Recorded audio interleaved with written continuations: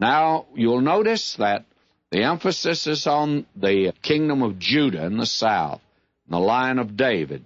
Now, in the 18th year of King Jeroboam began Abijah to reign over Judah.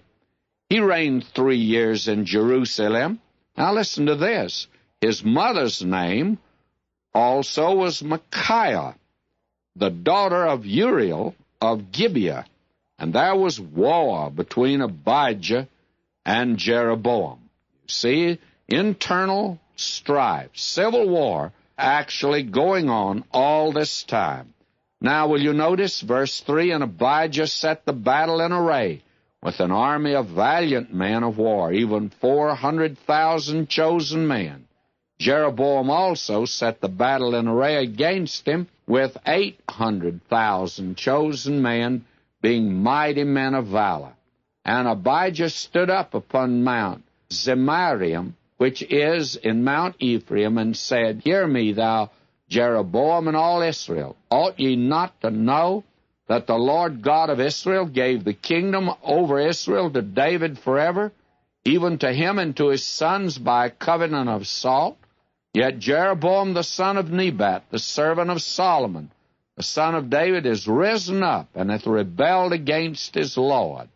Well, we have seen that there was a reason for that, and I think sufficient reason, the foolishness of Rehoboam. Now we are told, verse 7, And there are gathered unto him vain men, the children of Belial, and have strengthened themselves against Rehoboam the son of Solomon, when Rehoboam was young and tender-hearted and could not withstand them. Well, the interesting thing is he was not only young and tender-hearted, but he was very foolish. Now, it is a plea on the part of Abijah to try to bring back the 10 kingdoms, but no use now, because Jeroboam has made himself king, and he's not about to make peace at all. And we find here, verse 13, But Jeroboam caused an ambushment to come about behind them, so they were before Judah, and the ambushment was behind them. And when Judah looked back, behold, the battle was before and behind. They cried unto the Lord, and the priests sounded with the trumpets. Then the men of Judah gave a shout, and as the men of Judah shouted, it came to pass that God smote Jeroboam and all Israel before Abijah and Judah. And the children of Israel fled before Judah, and God delivered them into their hand. And Abijah and his people slew them with a great slaughter.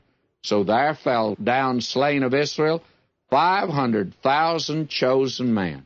Now that was a great slaughter here in this civil war brought about by the sins of the people. Now we find verse 19, Abijah pursued after Jeroboam, took cities from him, Bethel with the towns thereof, and Jeshanah with the towns thereof, and Ephraim with the towns thereof. Neither did Jeroboam recover strength again in the days of Abijah. The Lord struck him, and he died. Now, this is God's judgment upon Jeroboam for dividing the nation, for dividing it. Now, we find verse 21, But Abijah waxed mighty. Now, here we go. And he married 14 wives. He begat 20 and 2 sons and 16 daughters. And the rest of the acts of Abijah and his ways and his sayings are written in the story of the prophet Iddo. Now, Abijah's no great king, but after him now comes a son that led the first